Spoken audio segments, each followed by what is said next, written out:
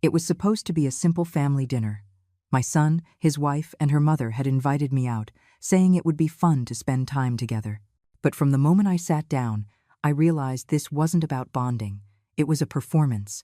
Every sarcastic joke her mother made chipped away at my patience, each one more biting than the last. My son, Ethan, stayed quiet. My daughter-in-law, Claire, just smiled, and I tried to swallow my pride. But then she looked me right in the eye and said it. "If you don't like my mother's jokes, you can pay the bill and leave. Comment where you're watching this from." This is where my story begins. Before we continue, subscribe. It was a Tuesday afternoon when my phone buzzed with a text from my daughter-in-law. She rarely messaged me directly. Usually, it came through my son. So, seeing her name on my screen was already intriguing. "We're going to dinner with my mom this Friday," it read. "You should come. It'll be nice to spend some time together." I stared at the words for a moment, wondering about the sudden invitation. There was no warning, no mention of a special occasion or celebration. It was just dinner. A part of me wanted to say no. My relationship with her had always been polite, but never warm. We exchanged compliments at family events. We smiled for photos and talked about safe topics, like the weather or new recipes. She was pleasant enough on the surface, but there was an invisible line I could never cross. I always felt like an outsider in her world. Still, I told myself it could be a chance to bridge that gap. Maybe she was trying to reach out in her own way. I texted back that I would go, and she replied with a thumbs-up emoji. No smiley face. No extra words. Just a small, neutral gesture that left me wondering about her true feelings. For the next few days, I went back and forth on whether to dress up or go casual. In the end, I settled on something in between. A navy blue blouse with a simple necklace and slacks. I wanted to look presentable, but not like I had tried too hard. Friday night arrived faster than I expected. I got to the restaurant 10 minutes early. It was one of those upscale places with dim lighting, leather booths, and waiters who moved as if they were gliding across the floor. I saw my son at the table, waving me over. My daughter-in-law was sitting beside him, and across from her was a woman who could only be her mother. She was striking, with perfectly styled hair and a dress that looked expensive. She stood to greet me, her smile wide, but her eyes scanned me as if she were evaluating every detail. "So, this is the famous mother," she said, in a tone that made me wonder if she meant it as a compliment or something else entirely. I smiled politely and sat down. We ordered drinks, and the conversation started with small talk about the menu and the weather. At first, everything seemed normal, but there was something about her mother's voice that made me feel like I was under a spotlight. She asked about my job, my hobbies, even the color I'd painted my living room. It was a type of curiosity that felt more like an interrogation than genuine interest. My daughter-in-law just kept smiling, looking back and forth between her mother and me, as if she were watching a show.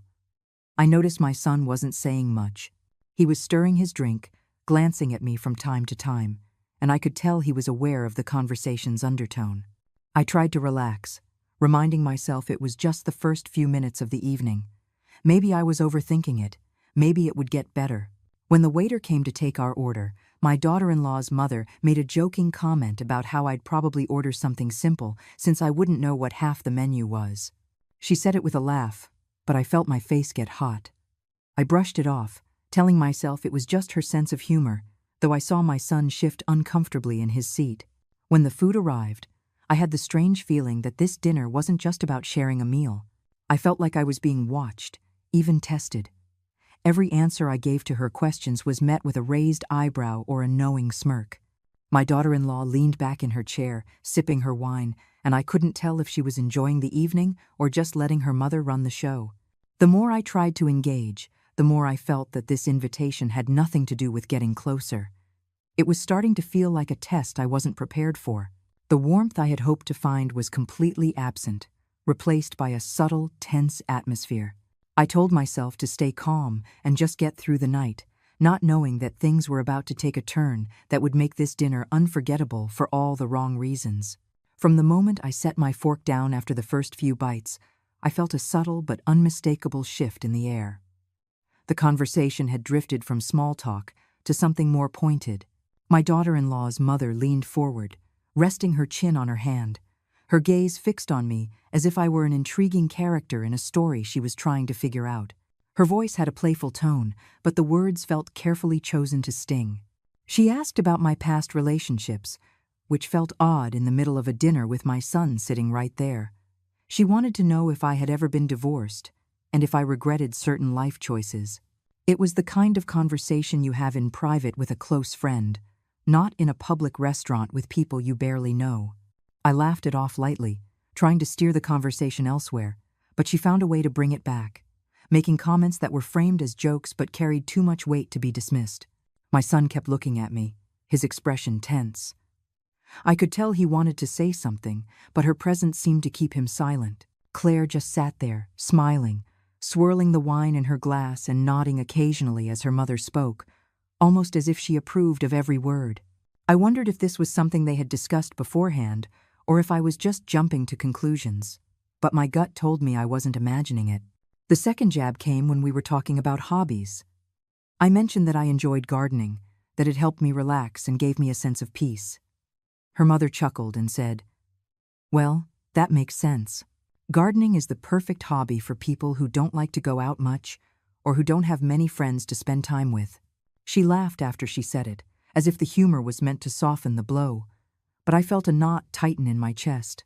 I smiled politely, but inside, I was wondering why she thought it was appropriate to say something like that.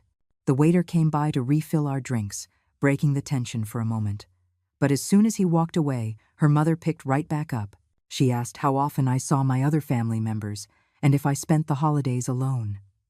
The way she framed it felt like she was digging for something, either a confession or a chance to make another cutting remark.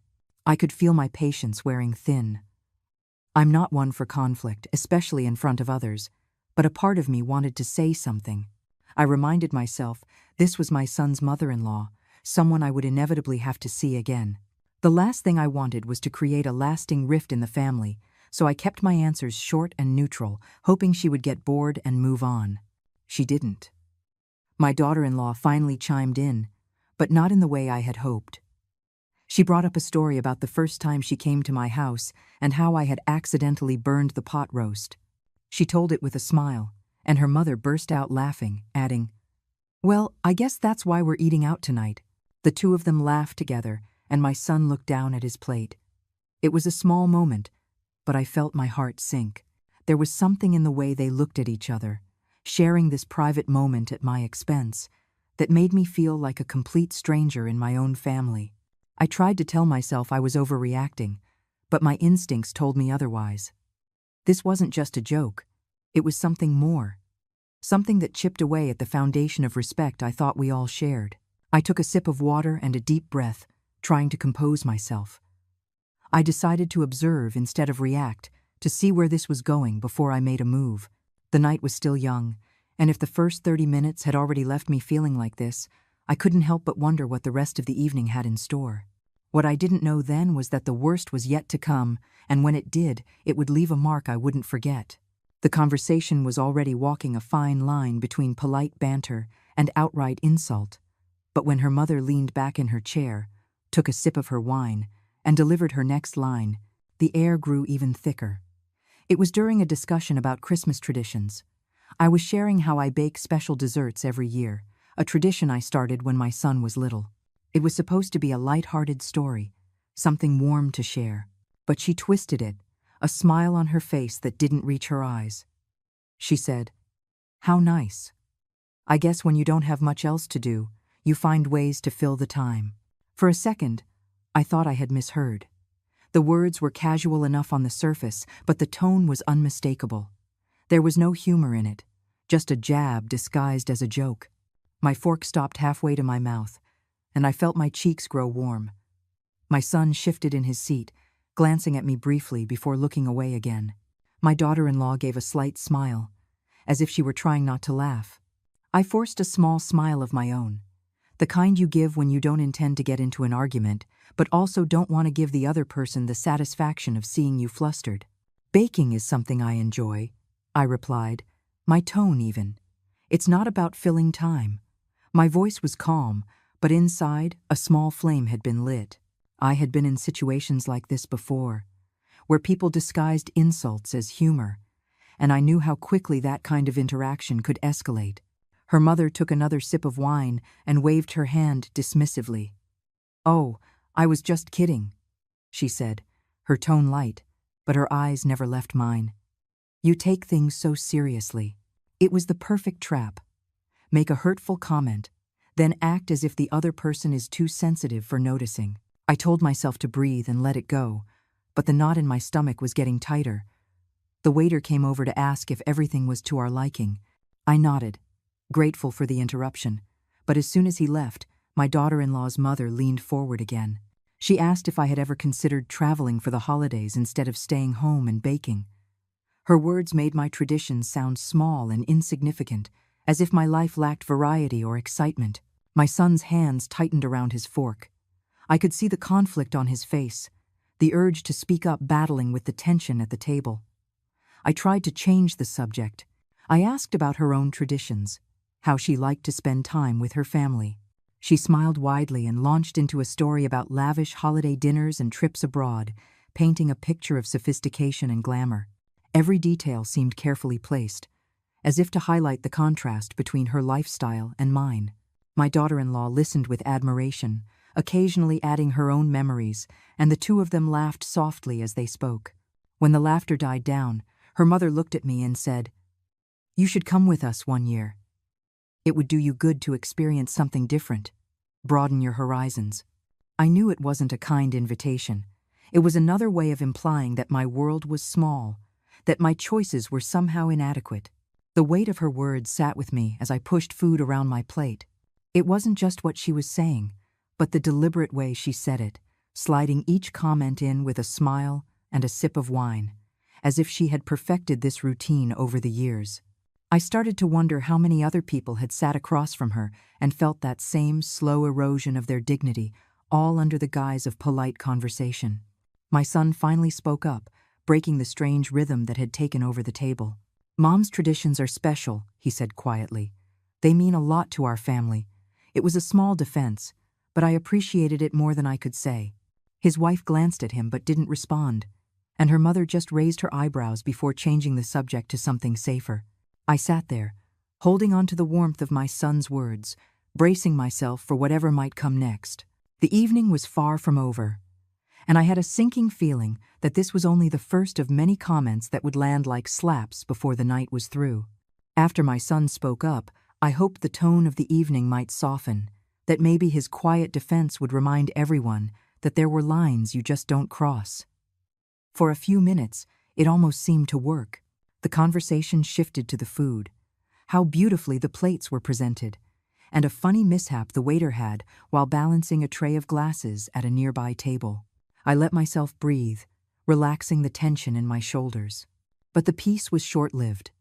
Her mother turned her attention back to me, her smile as warm as a cat watching a bird before it pounces. She asked what I did in my spare time, and I told her I enjoyed reading. I mentioned that I often got lost in novels and found comfort in disconnecting that way. She chuckled, leaning back in her chair. "Ah, so you live through other people's lives," she said.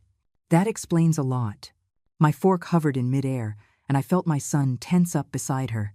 It wasn't just the words, but the way she let them hang in the air, almost daring me to challenge them. I managed to smile, pretending not to understand the implication. "I suppose you could put it that way," I answered lightly, but my voice felt like it belonged to someone else. My daughter-in-law glanced at her mother and smirked, her eyes locking on me for a split second before she took a sip of her wine. It was a look I couldn't quite decipher, but it carried a chill that I felt deep in my bones. The conversation moved on, but I could sense her mother's satisfaction at having landed another blow. She asked about my career history, pressing for details in a way that didn't feel like curiosity, but more like she was searching for a flaw. When I mentioned a period when I had been out of work, she nodded knowingly. "Well, that must have been an interesting time. At least you had all that free time for baking."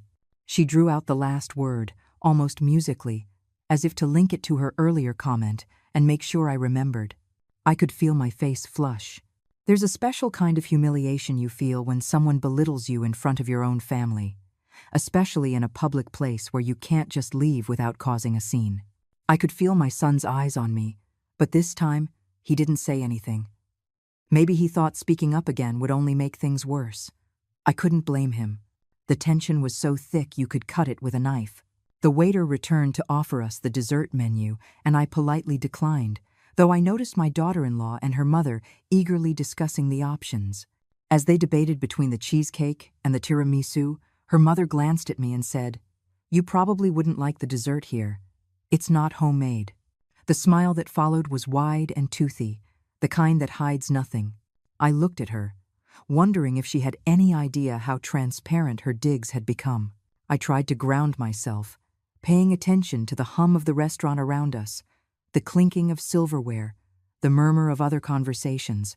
But no matter how hard I tried to block it out, her words kept replaying in my mind. This wasn't a coincidence or harmless humor. She was testing me, pushing to see how far she could go before I broke. Dessert arrived, and as they began to eat, her mother launched into a story about a friend of hers who was having trouble keeping up with the times. She looked directly at me as she said it, though she never used my name. "Some people just don't adapt," she said, taking a bite of her cake. "They get stuck in their ways, and then wonder why they get left behind." My daughter-in-law let out a soft laugh, her eyes fixed on the plate in front of her, as if she didn't want to meet my gaze. I knew then that any goodwill I had hoped to build that night was gone. This wasn't a misunderstanding or a difference in humor. This was deliberate. Every comment had been a brick in the wall she was building between us, and my daughter-in-law was letting it happen. I leaned back in my chair, my appetite gone, and decided I wouldn't give her the satisfaction of seeing me upset again. But deep down, a resolve was forming. If she crossed the line one more time, I would not stay silent. What I didn't know was that the next thing she would say wouldn't just cross the line, it would shatter it completely, leaving me no choice but to respond. After that last comment about people getting left behind, I watched my son shift uncomfortably in his seat. He wasn't eating anymore, just slowly moving his fork around his plate without taking a bite. It was the kind of absent-minded motion people make when their mind is somewhere else. I knew that look. I had seen it before when he was a boy, and I knew something was bothering him, but he didn't know how to say it without making things worse. The difference now was that he was no longer a boy. He was a grown man sitting between his wife and his mother, and the weight of that position was written all over his face. I tried to catch his eye, hoping for some gesture of reassurance. But when our eyes met, he quickly looked away, his jaw tight, and took a long drink of water. I could feel the internal battle raging inside him, torn between wanting to step in and not wanting to cause an even bigger scene. I felt a pang of sympathy for him. This wasn't just an uncomfortable evening for me. It was for him, too. He was trying to balance two worlds, and tonight they were colliding right in front of him. My daughter-in-law seemed completely at ease, chatting with her mother as if nothing was wrong. Every so often, she would dart a quick glance my way, almost as if she were checking my reaction. I couldn't tell if she was silently daring me to respond or simply enjoying watching me hold back. Either way, the dynamic between the three of them was impossible to ignore. When the waiter came to clear the plates, my son leaned slightly toward me. His voice was low, almost hesitant, as he asked if I was enjoying the evening. It was a simple question, but I could feel the weight behind it. I managed a small smile and told him it was fine, even though we both knew it wasn't. This wasn't the kind of conversation we could have in front of them. He gave a slight nod and leaned back, his gaze shifting to his wife. His mother took advantage of the pause in conversation to turn the focus back to me. She asked what my plans were for the weekend, if I had anything exciting lined up. I told her I would probably just stay home, relax, maybe work in my garden. She smirked and said, "Of course. By now, your plants must be your best friends." She laughed, as if she had just said something clever. My son's hand, which had been resting on the table, tightened into a loose fist. For the first time all night, I saw him take a deep breath, as if he were about to say something. His wife leaned over and placed her hand on his arm, a subtle but unmistakable gesture for him to stay quiet. He hesitated, his lips parting slightly, but then he closed them again. I could almost feel his frustration from across the table. The rest of the dinner passed in a haze of polite conversation that seemed to mask the tension. My son barely spoke, answering direct questions but rarely initiating. Every now and then, he would look at me, as if trying to gauge how close I was to leaving. I would give him a small, steady smile, not because I felt calm, but because I wanted him to know I could handle it. When the bill came, the waiter placed it in the center of the table. My son reached for it, but before he could, my daughter-in-law's mother pushed it toward him and said with a smile, "You're the man at the table, aren't you?" She said it lightly, but there was an edge to it. My son didn't laugh. He just took the bill, glanced at it, and placed his card inside without a word. As the waiter walked away, his mother leaned back in her chair, swirling the last of her wine. "Well," she said, "I suppose we can call this a successful night. No one's walked out yet, so that's something." My son's eyes met mine, and in that brief look, I saw the exhaustion, the unspoken apology, and maybe even a hint of guilt. I knew he was torn, but I also knew this was all he could do in that moment. I decided not to hold his silence against him. It wasn't the kind of battle that could be won in a single night, but as I gathered my purse and stood to leave, I also knew I wouldn't forget how it felt to sit there, watching him struggle between protecting me and keeping the peace with his wife's family. It was a kind of discomfort that lingered long after the plates were cleared. We were all standing now, pushing away from the table and gathering our things. My son was holding the small leather folder with the receipt, waiting for the waiter to bring back his card. I thought we were in the home stretch, that I could make it to the parking lot without another incident. But just as I slung my purse over my shoulder, my daughter-in-law let out a little laugh and said, "Well, Mom, you didn't scare her off. She made it through the whole dinner." Her tone was playful, but the words hung in the air like smoke you can't wave away. Her mother laughed too, tilting her head at me as if we were all in on some private joke. I forced a small smile, though my stomach was in knots. "Why would I be scared off?" I asked lightly, hoping to give them an out, a chance to backtrack on whatever it was they were doing. Her mother smirked, her eyes twinkling in a way that told me she was having far too much fun. "You know," she said, "my sense of humor isn't for everyone. Some people just can't take a little sarcasm." The way she said it made it clear she saw no problem with any of the comments she had made all night. My son let out a quiet, almost nervous laugh, but it died in his throat as his wife added, "It's true, Mom's jokes can be a little much if you're not used to them." She looked directly at me as she said it, and there was something in her expression that felt like she was challenging me to admit I'd been uncomfortable. I refused to give her the satisfaction. "I can handle a joke just fine," I replied, my voice steady. That's when her mother leaned in, lowering her voice just enough to make it feel more intimate, but loud enough for everyone to hear. "Good thing you're tough. Some people would be in tears by now." She laughed again, and this time, my daughter-in-law joined in without hesitation. It wasn't the kind of laughter that pulls you in. It was the kind that shuts you out completely and makes you the punchline. Something in me shifted in that moment. It was as if all the little comments from the evening had built up into a weight on my chest. I realized this wasn't about jokes. It was about power, about putting me in my place in a way that allowed them to smile and pretend it was all in good fun. The worst part was the way they fed off each other, one line leading to the next, their laughter growing warmer with every jab. The waiter returned with my son's card, and he quietly thanked him before tucking the receipt into his wallet. He glanced at me, his eyes searching mine for some kind of signal, but I kept my expression neutral. I wasn't going to let them see how much it was affecting me. We started walking toward the door, the cool night air visible through the glass panes. I focused on the idea of fresh air, of distance. But even as we moved, her mother kept talking, weaving her comments into little stories, each one carrying another veiled sting. When we reached the lobby, my daughter-in-law made one last comment. She gestured to her mother with a smile and said, "If you don't like her sarcastic jokes, next time you can just pay the bill and leave."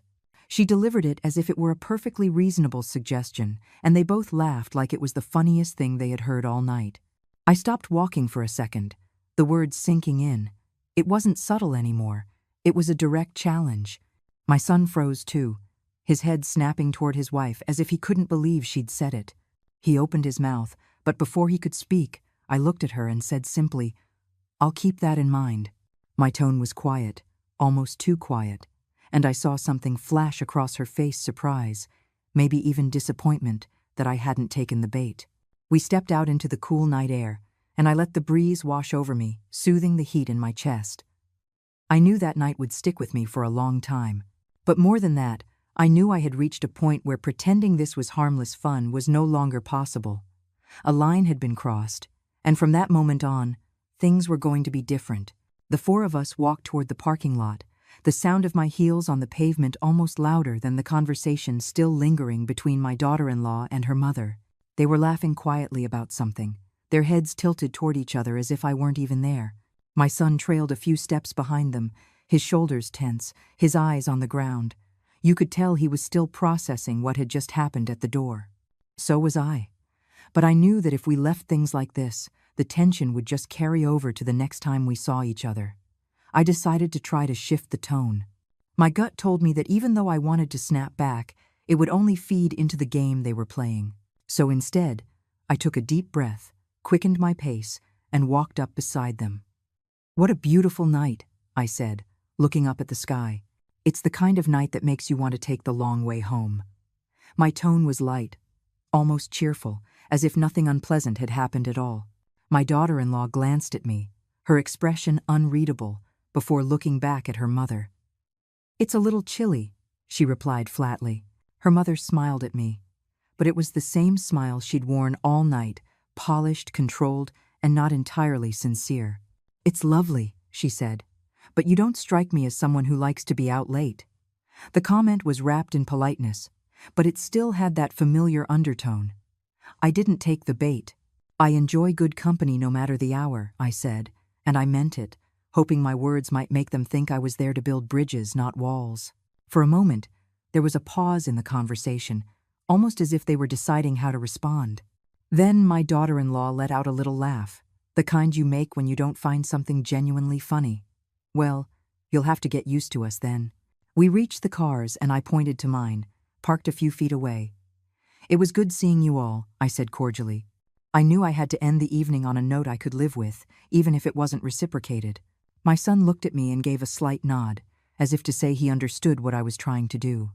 He walked over to me, stepping away from his wife and mother-in-law for the first time all night. That's when his mother-in-law spoke up again. "Oh, we'll definitely have to do this again. Maybe next time we'll go somewhere even fancier. We can really test your patience with my humor then." She laughed, and her daughter joined in. I forced another smile, though this one was harder to hold. My son's jaw tightened, and I could tell he had heard enough. "That's enough, Victoria," he said, his voice quiet but firm. The laughter stopped abruptly. His wife turned to him, her eyebrows raised, clearly surprised by his tone. His mother-in-law gave an awkward laugh, trying to smooth things over. "I was just joking," she said, but my son didn't respond. Instead, he opened my car door for me, something he hadn't done in years, and gave my hand a gentle squeeze. It was a small gesture, but it said everything. He was sorry, and he wanted me to know it. I got into the car, still trying to maintain my composure. I hadn't lashed out. I hadn't stormed off. I had kept my dignity intact, even though I was exhausted from the effort. My son closed the door, and as I started the engine, I saw him pause for a moment, looking at his wife with an expression that was somewhere between frustrated and disappointed. As I pulled away, I let out the long breath I had been holding since the appetizers arrived hours ago.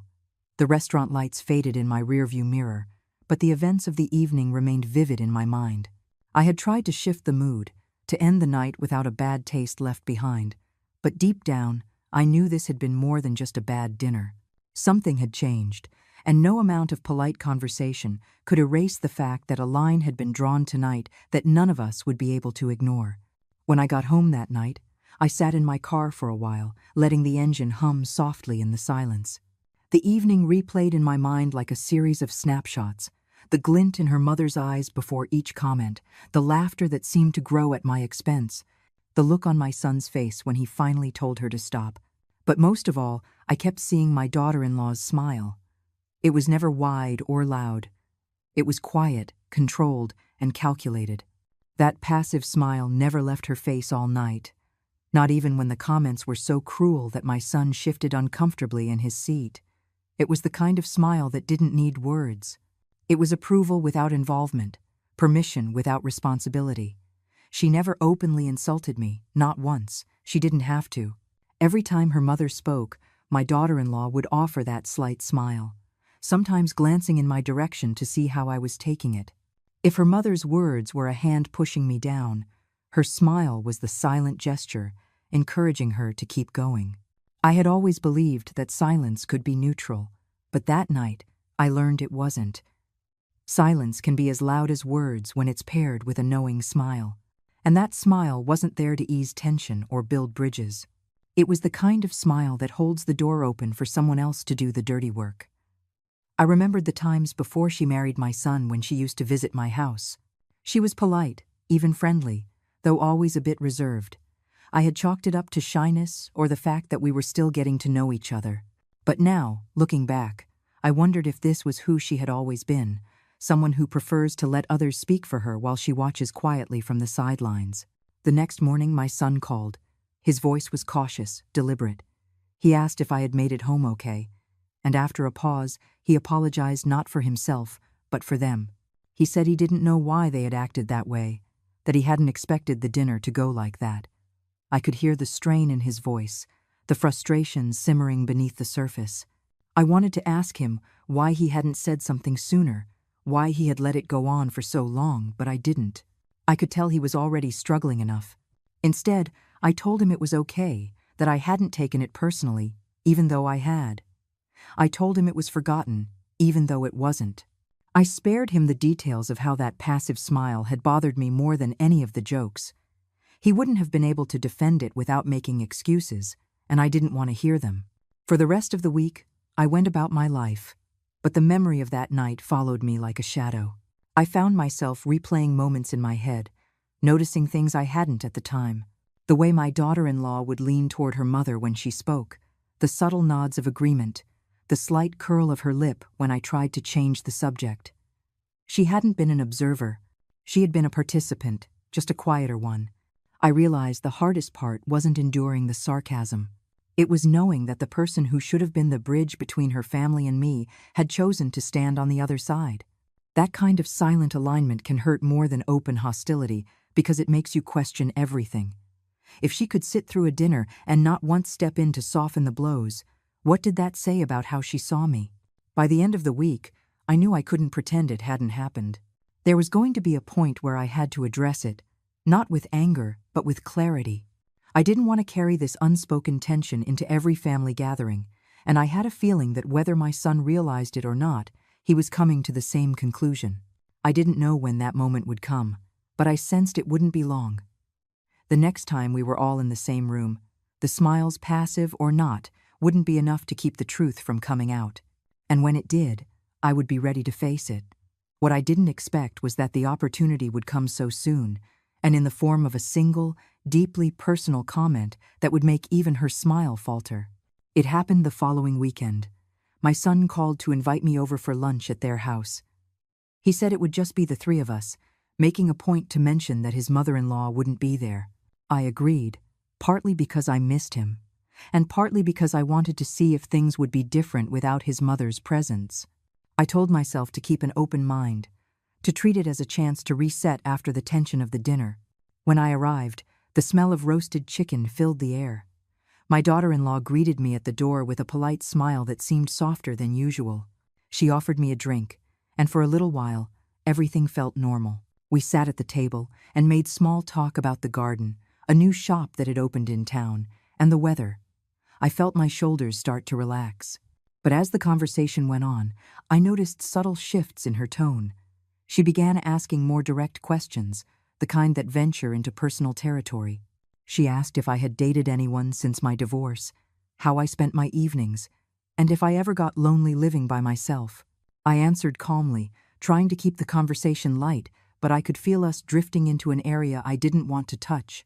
Then, without warning, she leaned back in her chair, let out a little laugh, and said, "Well, at least you have your baking and your plants. That's something. Not everyone your age has hobbies to keep them busy." The words were delivered with that same casual smile, but this time, it was just the three of us, and there was no way to pretend it wasn't intentional. It wasn't just a reference to her mother's comments. She was making them her own. I felt my face flush, but before I could respond, she continued. "I mean, it's really sweet," she added. "How you've built a nice little life for yourself. You don't need much to be happy." She said it as if she were paying me a compliment, but it was phrased in a way that made me sound small, as if my existence were nothing more than a modest collection of plants and pastries. My son's fork froze halfway to his mouth. His eyes shot from me to her, and I could see the shift in his expression. He put his fork down and asked, "Why would you say that?" His tone was quiet, but it had an edge I hadn't heard from him before. She looked surprised, as if she hadn't expected him to challenge her. "I'm just making conversation," she said lightly. "You know, joking around like Mom does." His jaw tightened. "We saw how that ended last time. Do you really think that's a good idea?" The air went still. She glanced at me, maybe expecting me to jump in and smooth things over, but I stayed quiet. For once, I wanted her to sit with the discomfort. Her smile faltered slightly, though she tried to recover it. "I didn't mean anything by it," she said, reaching for her water glass. My son didn't respond right away. He just looked at her, and in that silence, the message was clear. He wasn't going to pretend this was harmless anymore. The rest of the meal was quiet. My son asked me about my week, and I answered, grateful for the change in tone. She chimed in occasionally, but her comments were softer now, almost cautious. It was as if she had suddenly realized the dynamic had shifted, that my son wasn't going to laugh along with her anymore. When it was time for me to leave, my son walked me to the door. He paused for a moment, his voice low. "I'm sorry," he said. "I should have stepped in sooner last time." I told him it was okay, though we both knew that wasn't entirely true. It mattered that he had spoken up now, and that was enough for me. As I drove away, I thought about how quickly things can change when someone finally refuses to play along. The joke that had crossed the line had done more than just sting. It had drawn a line in the sand. And I had a feeling that from now on, my daughter-in-law would be a lot more careful with her smile when the conversation turned sour. Only 2 weeks later, the four of us were in the same room again. My son called to say they were having a Sunday lunch and that his wife's mother would be there too. He sounded almost apologetic as he explained it was casual and brief, just a couple of hours. I could hear the hesitation in his voice, as if he were bracing for me to say no. I agreed, partly because I didn't want it to seem like I was avoiding anyone, and partly because I wanted to see if the boundaries set at our last lunch would hold when there were more people at the table. From the moment I walked in, the familiar hum of their house felt different. My daughter-in-law greeted me with a smile that felt a little too bright, and her mother was already sitting in the living room, sipping tea. My son seemed relieved when I arrived, almost as if my presence helped him navigate the afternoon. I told myself to stay calm, to walk in with my shoulders relaxed and my voice steady, no matter what happened. Lunch started politely enough. We talked about the weather, a new coffee shop that opened nearby, and some landscaping they were planning for the backyard. I listened, nodded, and even joined in from time to time. For a little while, I thought maybe this would just be a meal. But then, as they were clearing the plates, her mother leaned toward me, a smile on her face that was too calculated to be casual. "Well," she began, "still keeping busy with your hobbies." The way she drew out the last 2 words made my pulse quicken. I felt the heat rise in my neck. My son froze for a second, but before he could say anything, my daughter-in-law jumped in and added, "She means the baking and the gardening. You're certainly dedicated to that." She said it sweetly, but the pause before her words and the slight curl of her lip told me she was fully aware of the double meaning. My heart was pounding in my ears. All the other sounds in the room seemed to fade beneath it, the clinking of silverware in the kitchen, the low hum of the refrigerator. Everything went quiet except for that thumping. I looked at my son, and he was already watching me, his expression cautious.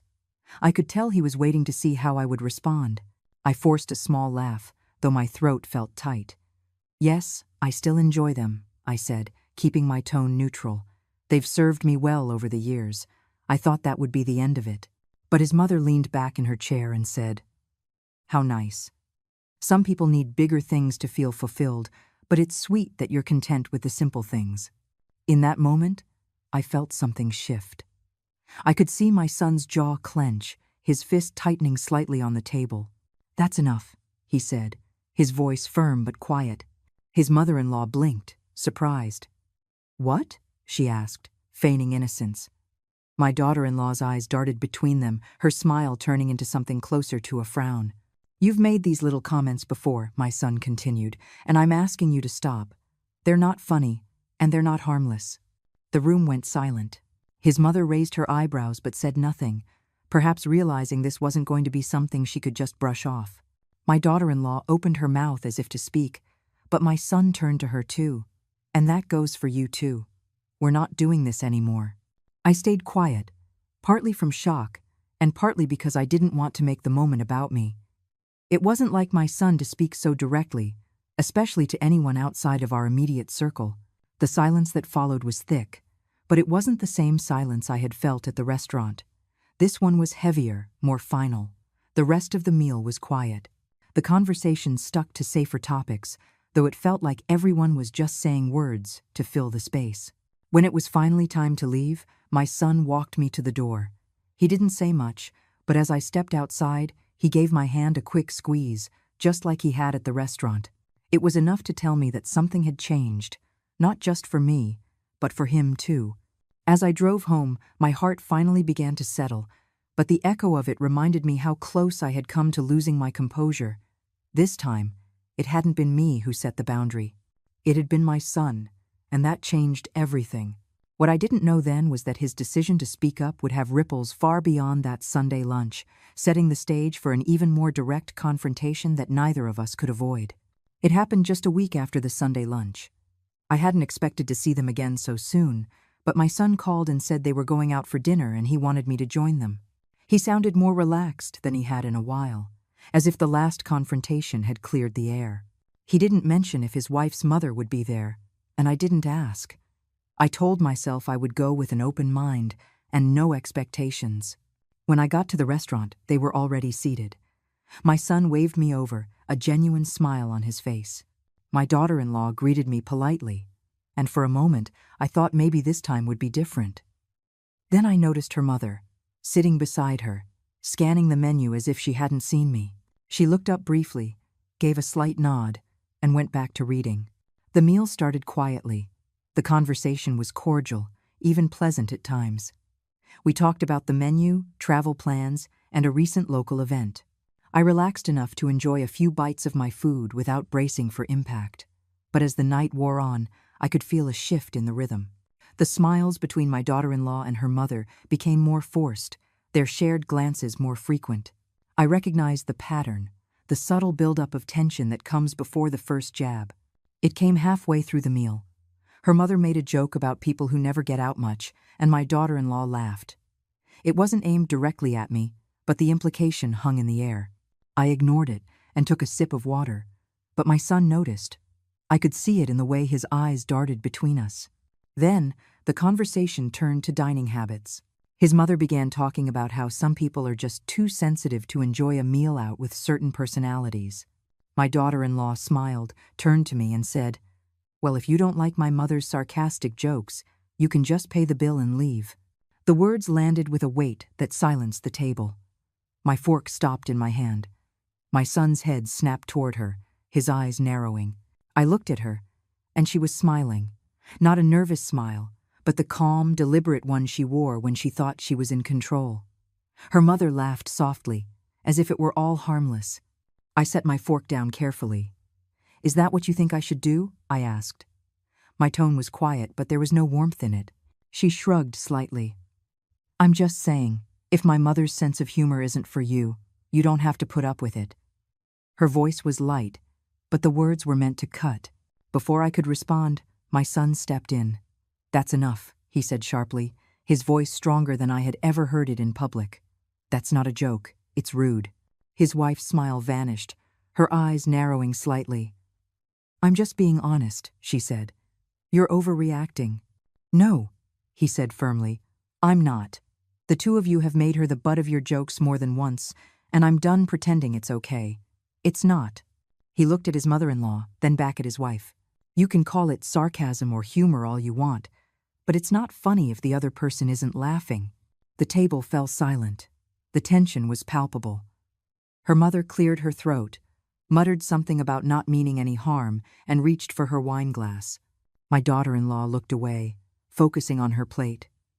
I sat in silence, not because I had nothing to say, but because my son had said it all. The rest of the meal was brief. We finished quickly, the conversation limited to safe, neutral topics. When the bill came, my son took it without hesitation, put his card down, and didn't say another word about it. As we stood to leave, he walked beside me to the door. His voice was low but steady. "You are never going through that again," he told me. I nodded, a mix of relief and sadness washing over me. Relief that he had finally taken a firm stand, and sadness that it had taken so long to get to this point. Outside, the cool air hit my face, and I realized I was breathing more easily than I had in weeks. That dinner had been ugly, but it had drawn a line in the sand that couldn't be erased.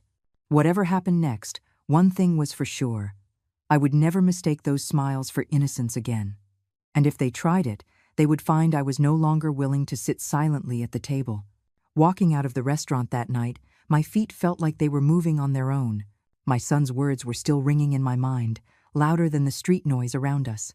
For the first time since this uncomfortable dance began, he had stepped fully into the space between them and me, without hesitation and without looking back to see what it might cost him later. That changed something in me. I realized, in that moment, that I had a choice. I could keep showing up, smiling politely, and enduring whatever came my way, or I could finally take control of what I allowed myself to be a part of. When we reached my car, my son stopped. He didn't say much, just placed his hand on my arm and looked at me in a way that said he understood how hard the night had been. There was a weight in his eyes, too, one that told me he was already thinking about the conversations he'd have to have with his wife when they got home. I didn't want to add to that weight right then, so I just thanked him, told him I appreciated what he did, and left it at that. The drive home was quiet, except for the soft hum of the engine. My thoughts, however, were loud. I replayed every interaction with them, not just from tonight, but from the months before.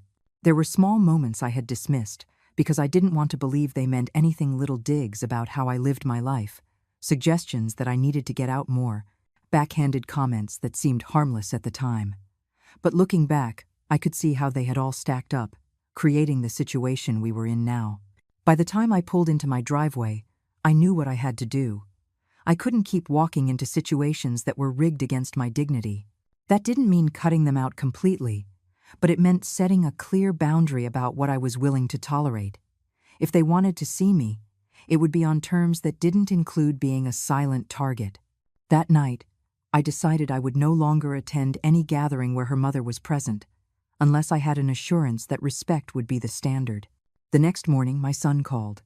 He sounded tired, but not defeated. He told me he had talked to his wife after they got home, and it hadn't gone well. She thought he was being overprotective, that I was being too sensitive, and that he was making a big deal out of nothing. He told me he didn't agree with her, that he had reminded her how different it feels to be on the receiving end of comments meant to shame. I could hear the frustration in his voice as he admitted that she just didn't see it that way. I listened without interrupting. I didn't want him to feel caught between defending me and keeping the peace at home, even though the truth was, that's exactly what was happening. When he finally paused, I told him I appreciated him standing up for me, but that I had made a decision. I explained that I would no longer put myself in situations where I knew I would be disrespected. He was quiet for a moment, and then he said, "I understand." It wasn't an easy decision. A part of me wanted to believe that things could change if I just kept showing up, that maybe, over time, they would run out of ways to make me the punchline. But another part of me knew that change rarely comes when the people causing the harm don't see the problem. I couldn't wait for them to see it. I had to protect my own peace. For the rest of the week, I went about my routine, but my decision stayed in my mind like an anchor. I felt lighter knowing I had drawn that line, but also a little sad, because family should be the one place you don't have to draw lines like that. Still, I reminded myself that dignity isn't something you trade for the sake of appearances. I didn't know when I would see them again, but I knew the next time would be under different circumstances, and if they didn't like the change, that would be their problem, not mine. What I couldn't have predicted was how quickly the opportunity to test that decision would arrive, and how it would push us all into a conversation that none of us would walk away from unchanged.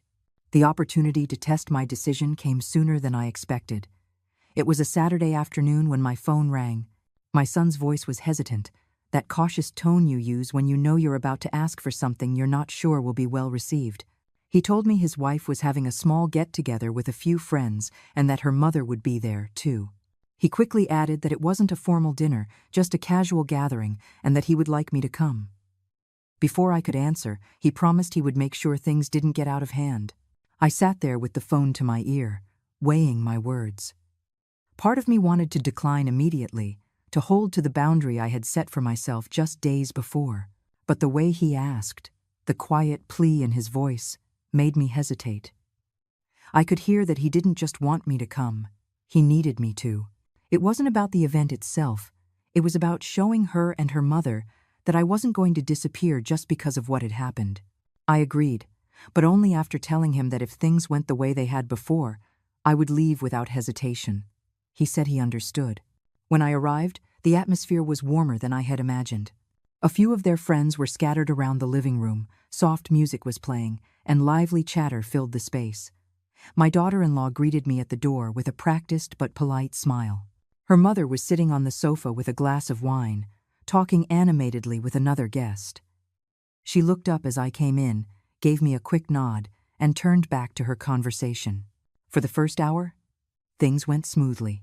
I mingled with some of the guests, talked to my son about his work, and even shared a few laughs. But then, as if on cue, the dynamic began to shift. Her mother joined the small circle I was in and started talking about how she loved hosting because it gave her a chance to meet all kinds of people, especially those who don't get out much. The words were vague enough to seem innocent, but the slight tilt of her head in my direction made her meaning clear. My eyes met my son's from across the room. He was in the middle of a conversation, but as soon as he noticed, his expression changed. He excused himself from the group he was with and walked straight toward us. "Is there a problem?" he asked, his tone quiet but carrying a firmness that got the attention of everyone nearby. His wife quickly stepped in. "There's no problem," she said lightly. "Mom was just making a joke." But my son wasn't looking at her. His eyes were fixed on his mother-in-law. "You've done this before," he said, his voice steady but sharper now, "and I've told you it needs to stop." The room fell quiet. Even the background music suddenly seemed too loud. His mother-in-law blinked, clearly taken aback by how direct he was being in front of others. "I didn't mean anything by it," she said defensively. "You're making a big deal out of nothing." "That's the same excuse you always use," my son replied. "If you don't mean anything by it, then stop saying it." He didn't raise his voice, but his clipped tone left no room for argument. My daughter-in-law shifted uncomfortably beside him. Her gaze flickered between her husband and her mother, and you could tell she wanted to intervene. But she didn't. I just stood there in silence, letting him handle it. It wasn't my fight anymore, it was his. And the way he stood there, shoulders squared and his gaze unwavering, told me that something had shifted in him. He wasn't just defending me in that moment, he was making it clear that this kind of treatment, in any form, was no longer acceptable in his home. After a long pause, his mother-in-law managed a tight smile and said, "Fine, I won't joke like that again." It wasn't an apology, but it was the closest thing I was going to get that afternoon. My son nodded, then turned to me. "Are you okay?" he asked quietly. I gave him a small smile and told him I was. The rest of the afternoon passed without incident, but the mood never quite returned to what it had been. People kept talking and laughing, but there was a self-conscious quiet in the room, an awareness that something important had just happened. When I left later that evening, my son walked me to the door. "You were right to set a boundary," he told me. "I should have enforced it from the beginning." Hearing that was worth more than anything that had happened that day. I drove home knowing that it was no longer just about me enduring his mother-in-law's comments. It was about my son finally taking ownership of the space between us. It happened just a few days later, when I stopped by my son's house to drop off some homemade soup. I had planned to just leave it at the door, but he opened it before I could knock twice and insisted I come in for a cup of tea. His wife was in the kitchen, moving around quickly, the clinking of cups and spoons filling the silence. Her mother wasn't there, but I could feel the tension before I even stepped inside. My son's expression was calm, but there was a heaviness to it, the kind that comes from conversations that don't end well. We sat at the table, and his wife joined us with 3 steaming mugs. She smiled, but it was a forced smile, more polite than warm. For a few minutes, we talked about everyday things, the weather, the repairs they were finishing in the backyard, but then my son leaned forward, placing his hands flat on the table. His tone shifted. "We need to talk about the other day," he said, looking directly at his wife. She tensed up. "I already told you. It was a misunderstanding," she replied. "Mom didn't mean anything by it." My son slowly shook his head. "This isn't just about your mother. It's about you, too." The air in the room changed. I could feel the tension, but I stayed quiet, sipping my tea and letting him lead the conversation. "What about me?" she asked, her tone slightly defensive. "You smile and nod every time she makes one of those comments," he said bluntly. "You don't step in, you don't stop her, and sometimes you even add to it. Do you have any idea how that makes my mother feel?" She glanced at me, then back at him. "I'm not responsible for every word that comes out of my mother's mouth," she answered firmly. "No," he agreed, "but you are responsible for whether or not you support it, and the way you've been handling it makes it seem like you're on her side. Whether you mean to or not, you've been taking sides against my mother." I saw her face change then, a flicker of something, maybe guilt, crossing her features before she straightened up in her chair. "I just don't like getting in the middle of things," she said quietly. "You've been in the middle since the day we got married," he said, leaning back.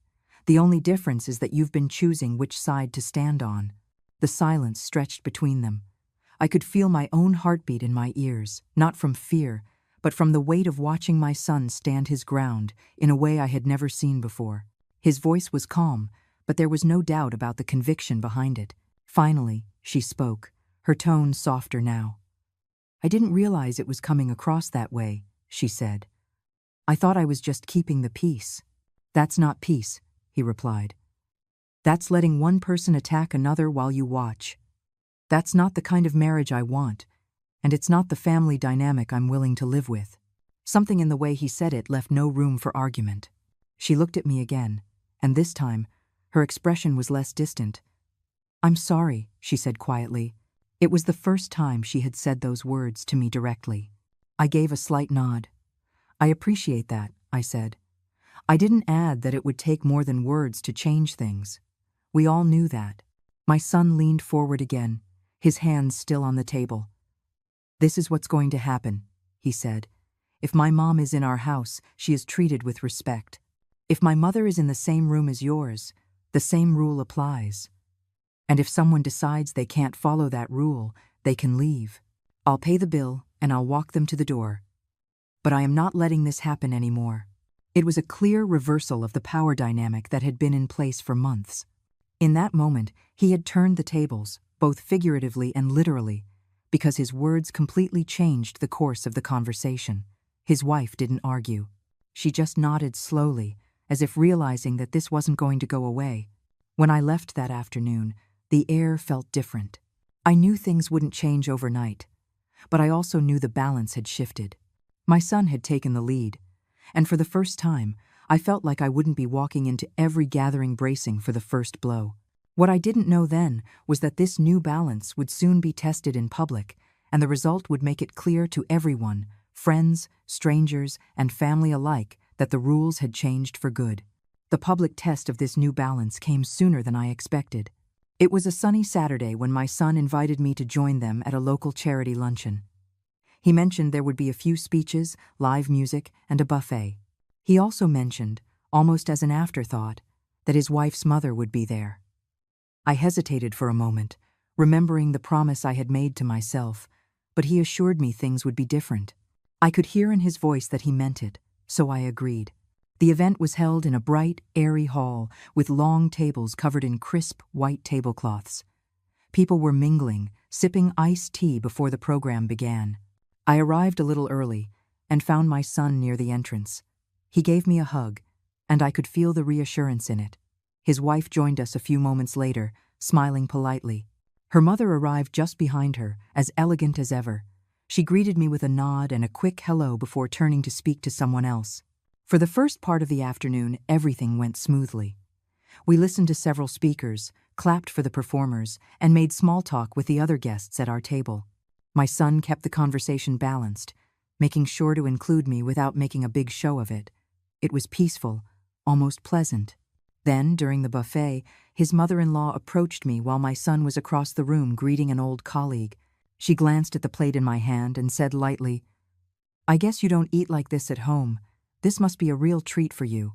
It was the kind of comment that might sound harmless to a passerby, but it had the same undertone I had learned to recognize. Before I could even respond, my son was at my side. He had heard it. I saw his expression change, the ease on his face giving way to something more stern. "We're not doing this," he said, his voice low but firm. His mother-in-law blinked, clearly surprised that he would react so directly in the middle of a public event. She started to protest, saying she was just joking, but he didn't let her finish. "You've been told before," he said, his voice still low but sharp. "If you can't speak respectfully, then keep your comments to yourself." A few people nearby glanced over, sensing the tension. His wife quickly came over and asked what was wrong, but my son just said, "Nothing worth repeating." His tone left no room for discussion. His mother-in-law forced a smile and walked away without another word. The rest of the luncheon was polite but subdued.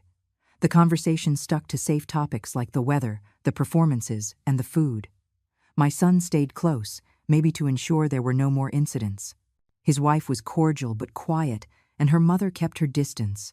When it was over, my son offered to drive me home. As soon as we got in the car, the weight of the afternoon settled between us. The silence was thick, filled with all the thoughts we were both having but not saying. I looked at him, his hands steady on the steering wheel, his gaze fixed on the road ahead. I could tell he was replaying the moment in his head, maybe wondering if he had been too harsh, or if he knew he had said exactly what needed to be said. I broke the silence first. "You didn't have to do that," I said softly. "Yes," he replied, without looking at me. "I did." There was no hesitation in his voice, no hint of regret. "I'm not going to let her think it's okay anymore. I don't care if it's in public or private. She knows what she's doing." I didn't argue. I just sat there, watching the familiar streets go by, feeling a complicated mix of pride and sadness. Pride that he had stood so firmly, and sadness that he had to. We drove the rest of the way in near silence, the hum of the engine and the occasional click of the turn signal the only sounds between us. When he pulled into my driveway, he finally turned to me. "You've put up with too much for too long," he said. "That ends now." His voice was steady, but I could see the emotion in his eyes. I nodded, not trusting my own voice to stay steady if I spoke. As I got out of the car, I realized the silence we had shared on the drive wasn't empty. It was full of understanding, of unspoken promises, and of a quiet resolve that things would never be the same again. What I didn't know was that the next time we would meet, it would be me who chose to speak, and the words I chose would forever change the way they saw me. That night, after the charity luncheon and the heavy drive home, I settled into my living room with a cup of tea. I thought the day was over, that I could let the weight of it dissolve into the quiet of my home. I had barely taken the first sip when my phone vibrated. The screen lit up with an unknown number, but the message preview left no doubt who it was from. It was my daughter-in-law. The first line read, "I think today was unnecessary." I opened it, and a stream of words made it clear she wasn't just talking about the event, but about her husband defending me. She said her mother was embarrassed, that it wasn't the time or place for personal grievances, and that I should have stepped in to de-escalate things instead of letting it blow up. I stared at the message, the tea growing cold in my hands. I could feel my heart pounding in my throat, not because I was angry, though I was, but because it was all there, laid out in black and white. She wasn't sorry for what was said. She wasn't sorry for how her mother had treated me. She was sorry her mother had been called out in front of other people. For a moment, I considered not responding. Silence can be powerful, and part of me wanted to just leave her with it.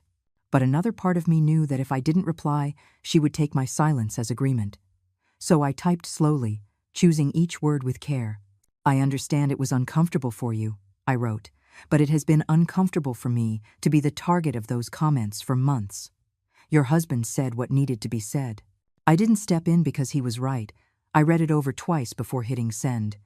It wasn't long, but it was direct. Her reply came within minutes. "You're reading too much into it." My mom jokes with everyone. It's just her way. I could almost hear her voice in the words. Light and dismissive, as if the problem could be fixed by labeling it a misunderstanding. But I had lived long enough to know the difference between a joke and a pattern, and this was a pattern. I didn't reply right away.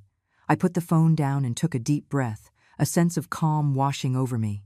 The truth was, I had spent too much time trying to maintain a relationship with her by absorbing these moments in silence, and every time I let one slide, it just made it easier for them to deliver the next one. My son's defense of me at the restaurant, and then again at the luncheon, had changed something fundamental in me. I no longer felt like I had to bow my head to keep the peace. After a long pause, I picked up my phone and typed my final message of the night.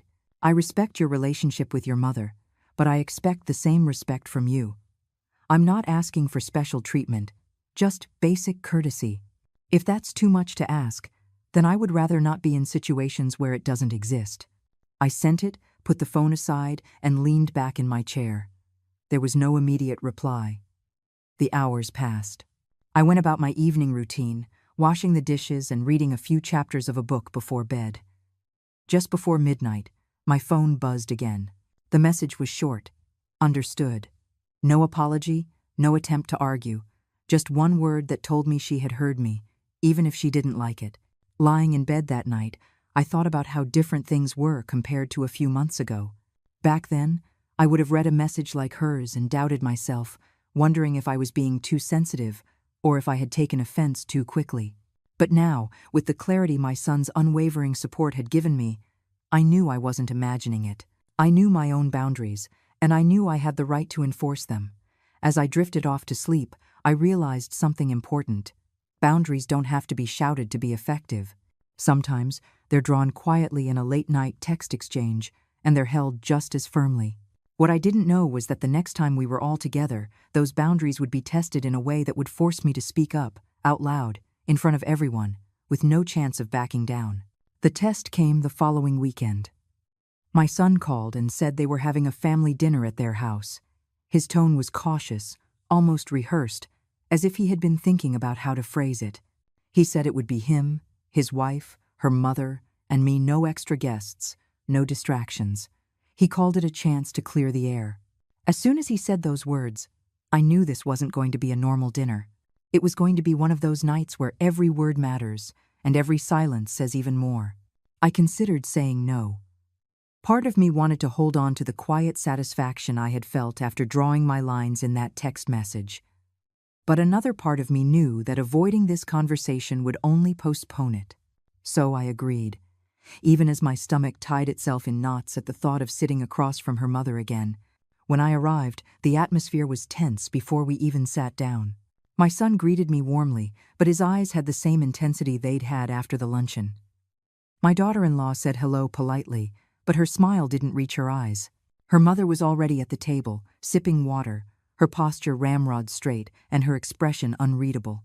We started eating almost immediately, as if keeping our mouths busy could delay what was coming. For the first few minutes, the conversation stuck to safe topics: how the roast turned out, the weather, a brief mention of a movie they had seen the night before. But as soon as the plates were half empty, my son put his fork down and leaned forward. "All right," he said quietly. "We need to talk about how things have been going, and we need to do it without pretending everything is fine." His wife glanced at him, then at her mother, then back down at her plate. Her mother folded her hands in her lap and waited. My son started by recounting what had happened at the luncheon, making it clear that he felt her comment had crossed a line. He spoke calmly, but there was no mistaking the firmness in his voice. "I've told you this before," he said to her, "and I'll say it again. I don't care if you call it sarcasm or humor, if it's at someone else's expense and they're not laughing. It's not a joke." Her mother's lips tightened into a thin line. "I didn't mean to hurt anyone," she said. "It's just my way. I've always joked like that. And I'm telling you, it doesn't work here," my son replied. "You are welcome in our home, but you need to respect everyone at this table, including my mother." There was a pause, and then my daughter-in-law spoke for the first time, her voice quiet but her words carrying weight. "I think you're making a bigger deal out of this than it is," she said. "Mom and I have our way of talking, and it might not be for everyone, but that doesn't mean it's cruel. I felt the heat rise in my chest. Up to this point, I had stayed silent, letting my son speak for both of us, but her words were the opening I needed. It's not about whether you think it's cruel, I said, my voice steady. It's about how it feels to the person on the receiving end. And I'm telling you, it doesn't feel like a joke. It feels like I'm being singled out. Her eyes met mine, and for a moment, she didn't respond. My son's gaze shifted between us, waiting to see what she would say. Finally, she let out a breath and said, "I didn't realize it was coming across that way." "Well, now you do," my son said quickly. "So let's agree that it stops here." After that, the room fell silent. The only sounds were the clinking of silverware and the low hum of the refrigerator in the kitchen. No one made small talk. No one tried to smooth over the discomfort. It wasn't pleasant, but it was real. When the meal was over, I helped clear the table. My daughter-in-law offered to dry while I washed, and though we worked side by side, the air between us was still tense. There were no more digs or double-meaning smiles, just the sound of plates and running water. When I left that night, my son walked me to the door. "It needed to happen," he said quietly. I nodded, feeling both exhausted and strangely relieved. It wasn't perfect, but it was the first time everything had been laid out in the open, with no one shying away from the truth. What I didn't know then was that this dinner was only the beginning. The next time we would see each other, her mother would test the boundaries once more, but this time, it would be me who responded in a way that left no room for misunderstanding. 2 weeks after the family dinner, my son called again.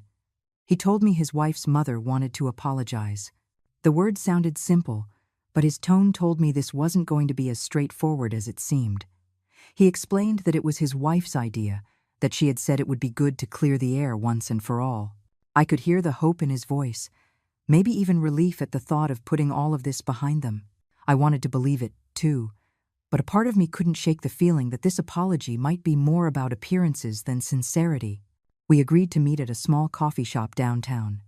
It was neutral ground, bright and open, with the sounds of espresso machines and soft music, making it feel less charged than meeting at either of our homes. I arrived first and chose a table by the window. A few minutes later, she walked in, elegantly dressed as always, her posture straight and her face unreadable. She smiled, but it was the kind of smile you give a stranger you're about to have a polite conversation with, not someone you want to make amends with. After ordering our coffees, she got right to the point. "Well," she began, folding her hands primly on the table. "I understand there's been some tension lately, and I want to apologize if you took my comments the wrong way." The words landed exactly as I had feared. It wasn't an apology, it was a gentle reframing of the problem, making it about my reaction rather than her behavior. I didn't respond right away, letting the pause stretch just long enough for her to shift slightly in her seat. "I appreciate you saying that," I said carefully, "but I need to be clear that this isn't about me taking things the wrong way. It's about how they were said and how they made me feel." She nodded slowly, her lips curved into a practiced half-smile. "I see," she replied, though her tone told me she didn't. "It's just that I've always been sarcastic. People who know me well understand that. I never mean to hurt anyone." "That may be true," I said, keeping my voice steady, "but when someone tells you that something hurts, the intent doesn't erase the impact." For the first time, her smile faded. She looked out the window for a moment before her eyes met mine again. "Well, I suppose I can try to be more careful," she said. "But you have to understand, I'm not going to change who I am. I've been this way my whole life." There it was again, that subtle refusal to take real responsibility. In that moment, I knew this meeting wasn't about her fixing anything. It was about checking a box so she could say she tried. Still, I reminded myself that sometimes you have to accept the effort for what it is, even if it's not what you had hoped for. We finished our coffees with small talk about the weather, the local news, and the pastries at the coffee shop. The conversation was cordial but shallow, like tracing paper over a page of unspoken truths. When we stood to leave, she gave me that same polite smile and said, "Well, I'm glad we could talk." I nodded, not trusting myself to say much more without revealing the frustration simmering beneath the surface. We walked out together and parted ways in the parking lot. On the drive home, I thought about how my son would ask me how it went. I knew I would tell him that she had apologized, but I would also tell him the truth that it wasn't the kind of apology that changes things. It was the kind of apology that keeps the peace on the surface, but leaves the cracks underneath untouched. By the time I got home, I had made an important decision. I didn't need her to like me or agree with me. I just needed her to understand that there were lines she could not cross without consequences. If that understanding came through a genuine change in her behavior, all the better. But if it came from me walking away when the lines were crossed, then so be it. What I couldn't have known was that the next family gathering would put that resolve into practice sooner than I imagined. And this time, I wouldn't wait for anyone to speak for me. The next family gathering was a Sunday barbecue at my son's house. It was the first time I had seen his wife's mother since our meeting at the coffee shop. I went without any illusions. Her so-called apology was still fresh in my mind, and I knew better than to expect a sudden change. Still, I reminded myself of the promise I had made in the car that day. I was no longer going to let things slide for the sake of appearances. If a line was crossed, I would address it right then and there. When I arrived, the backyard was filled with the smell of grilled chicken and the sound of lively conversation. My son was at the grill, flipping skewers and smiling as he greeted me. His wife was setting salads on the table, her manner polite but brisk. Her mother was sitting in the shade of the pergola, chatting with one of the neighbors. She looked up as I approached, gave a brief nod, and turned back to her conversation. For the first 30 minutes, things went smoothly. I helped set out plates, refilled drinks, and made small talk with some of the guests. I noticed her mother watching me from time to time, as if she were waiting for the right moment. It came during a lively conversation about gardening. One of the neighbors mentioned how much work it could be, and her mother laughed and said, "Well, I suppose if you don't have much else going on, tending to plants keeps you busy." It was an almost identical comment to one she had made months before, and for a moment, I felt that familiar heat in my chest, but this time I didn't swallow it. I looked directly at her and said, "Actually, I have plenty going on. Gardening is something I make time for because it's important to me. And I'd appreciate it if we could keep this conversation respectful." The mood around the table shifted. It wasn't loud or dramatic, but people noticed. My son paused by the grill, a look on his face that was somewhere between surprised and proud.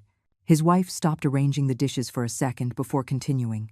Her mother's smile tightened, but she didn't reply. She just took a sip of her drink and looked away. I didn't push it further. I had said what needed to be said, and I left it at that. There were no raised voices, no drawn-out arguments, just a clear boundary set in front of others. And it was enough. For the rest of the afternoon, she kept her distance. There were no more backhanded comments or sarcastic jokes. I wasn't sure if it was because she had taken my words to heart, or if she simply didn't want another public moment. But either way, I had made it clear that I was no longer willing to be the silent target. Later, after most of the guests had left and we were helping to clean up, my son came over to me. "I saw what happened earlier," he said quietly. "You handled that perfectly." I shrugged, trying to keep my tone light. "I just told the truth, that's all." But inside, I knew it was more than that. It was the first time I had addressed her behavior in the moment without relying on anyone else to step in. It felt like I had taken back something.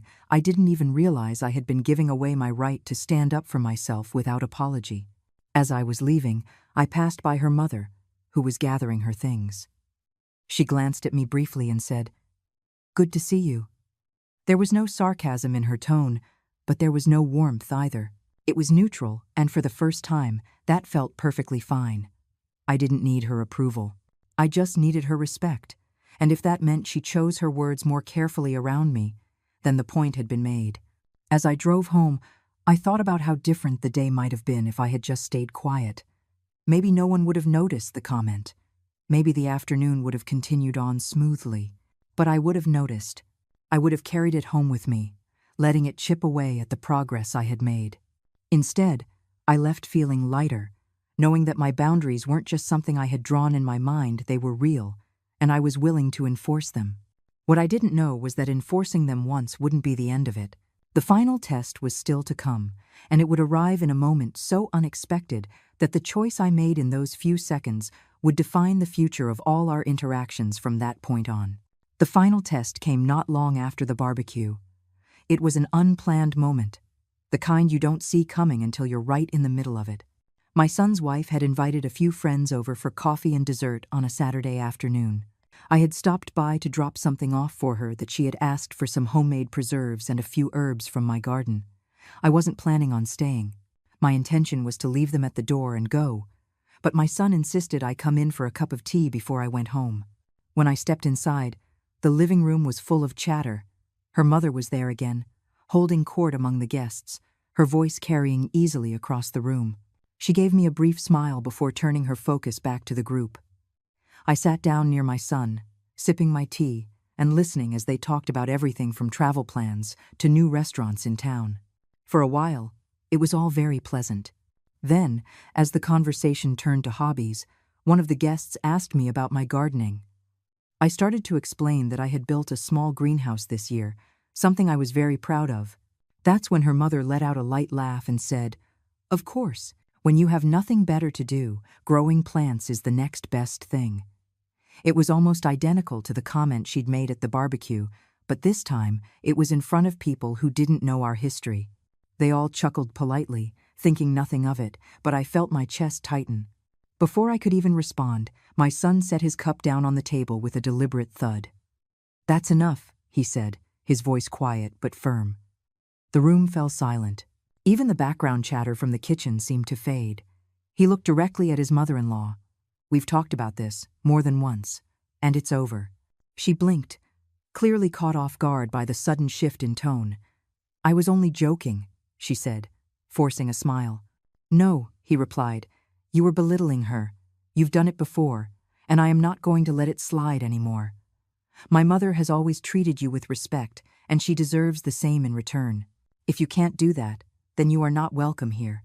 The guests exchanged uncomfortable glances.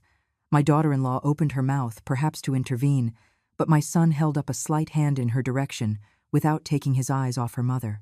"I'm serious," he continued. "This is my house, and these are the rules.